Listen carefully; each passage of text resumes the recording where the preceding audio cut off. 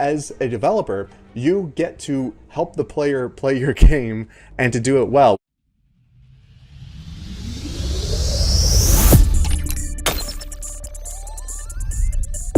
As you are playing, you get the information that you need as you need it or before you need it a little bit. You have a bit of a heads up so that you can go, okay, I have this information in due time, I can make a decision.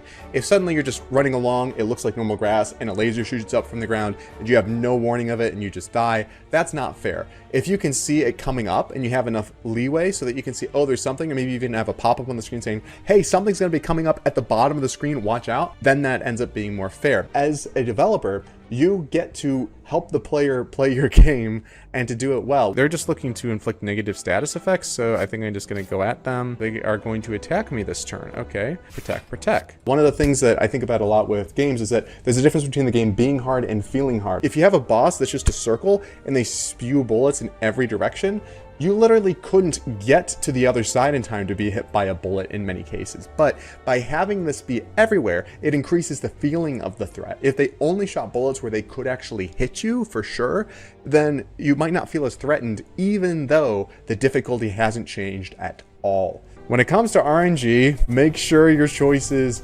RNG with checks for interesting, because if you get the exact same choices, you're not really giving a choice, and that's kind of obvious, but that's a bummer. You can tell this is a Unity menu when it like slides like this. So now they're splitting apart. If we get Whirlwind again, we can do so good here. Reflective Strike Plus, okay.